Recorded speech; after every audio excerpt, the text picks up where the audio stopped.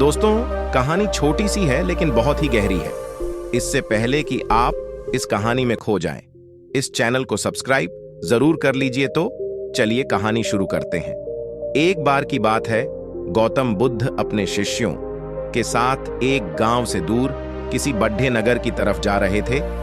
गर्मी के दिन थे और रास्ता भी बहुत लंबा था।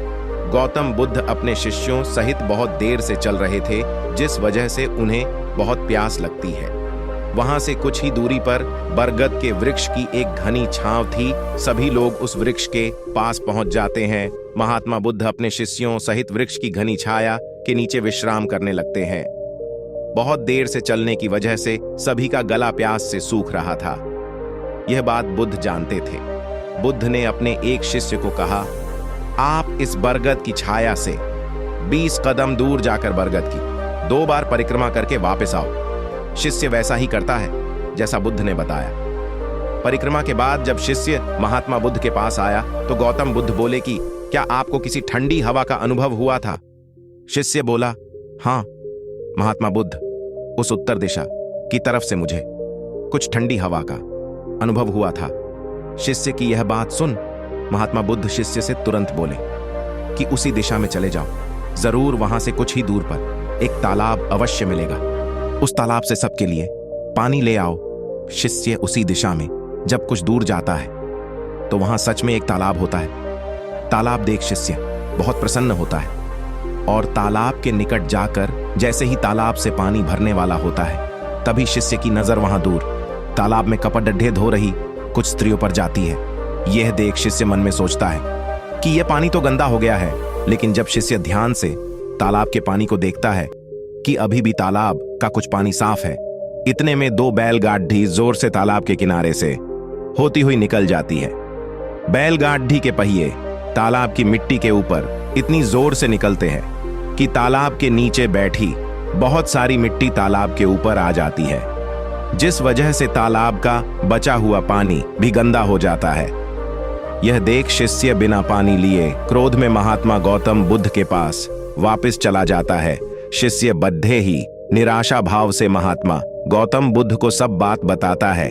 शिष्य की बातें सुन सभी शिष्य बोलते हैं कि हमें तुरंत यहाँ से निकलना चाहिए, किसी दूसरी जगह पानी की खोज करनी चाहिए, वरना प्यास के मारे जान निकल जाएगी। इधर महात्मा गौतम बुद्ध सभी को शांत होने के लिए कहते हैं और बोलते हैं कि धीरज रखो, कुछ देर यहीं बैठो, उचित समय आने तक संयम बनाए रखो। सभी महात्मा गौतम बुद्ध की बात सुनकर शांत हो जाते हैं और वहीं बैठ जाते हैं। कुछ समय बीत जाने के बाद महात्मा गौतम बुद्ध फिर से अपने शिष्य को उसी तालाब से पानी लाने के लिए कहते हैं। शिष्य बिना कोई सवाल किए उसी तालाब से पानी लेने के लिए फिर से चला जाता है। तालाब की हालत देख शिष्य को यकीन नहीं होता। तालाब का पानी पूरी तरह से साफ होता है। यह देख शिष्य बहुत खुश होता है और पानी भरकर महात्मा गौतम बुद्ध के पास जाता है। सभी पानी पीकर अपनी प्यास बुझते हैं, लेकिन अभी भी सबके मन में ये एक सवाल था कि आखिर यह चमत्कार हुआ कैसे तालाब का? सब पानी तो गंदा था। उन्हें लगा कि जरूर ये गौतम बुद्ध की शक्ति है। इनमें से एक शिष्य ने यह सवाल महात्मा गौतम बुद्ध से पूछ ही लिया कि यह चमत्कार आपने कैसे किया?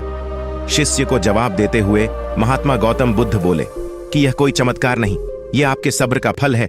यह फल है आपके सब्र बनाए रखने का, उचित समय के इंतजार का। जितनी देर हम सब लोगों ने सब्र किया, उतनी देर तक तालाब के पानी के ऊपर तैर रहे सभी गंदे तत्व और मिट्टी तालाब के पानी के नीचे बैठ रहे थे। फिर कुछ देर बाद शिष्य जब वहां तालाब के पास पहुंचा, तब तक सब दूषित कण नीचे बैठ चुके थे, जिस वजह से तालाब का पानी पहले की तरह साफ हो चुका था तथा तालाब साफ दिखाई दे रहा था। यदि उस समय आप लोगों ने सब्र न किया होता, धैर्य न रखा होता, तो आप सब इतनी गर्मी में पानी की खोज में प्यासे रहकर शायद अब तक मृत्यु को प्राप्त हो गए होते। क्योंकि यहां से अगला कोई तालाब है या नहीं, और होगा भी तो क्या, उसका पानी साफ होगा या नहीं, इन सब कारणों से आप कभी प्यास न बुझा पाते और प्यास से मर जाते।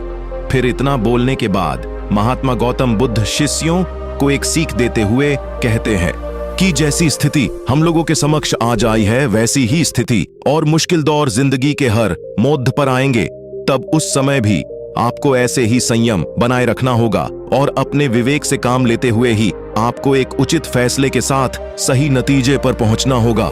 हर मुश्किल दौर में सब्र रखते हुए ऐसे ही शांत मन से ही कोई फैसला लेना चाहिए जिसका आपके और दूसरों के लिए अच्छा हो, क्योंकि ऐसी स्थितियों में लोग अक्सर गुस्से में आकर अपना सब्र खो देते हैं और गुस्से तथा जल्दबाजी में गलत काम और फैसला कर बैठते हैं, जिसका बुरा परिणाम उनको भविष्य में देखने को मिलता है, जिसमें खुद का नुकसान अधिक होता है। कुछ परिस्थितियां जीवन में ऐसी होती है जहां हमें सब्र बनाए रखते हुए उचित समय का इंतजार करना होता है, लेकिन लोग अक्सर यहीं पर अपना सब्र खो देते हैं और उचित समय आने का इंतजार नहीं करते, जिस वजह से उनको आगे चलकर दुख और मुश्किलों का सामना करना पड़ जाता है। दोस्तों, आपको यह कहानी कैसी लगी कमेंट सेक्शन में जरूर बताएं और अच्छी लगी तो इस चैनल को सब्सक्राइब करना ना भूलें। तो मिलते हैं अगली कहानी में, तब तक के लिए अपना ख्याल रखें।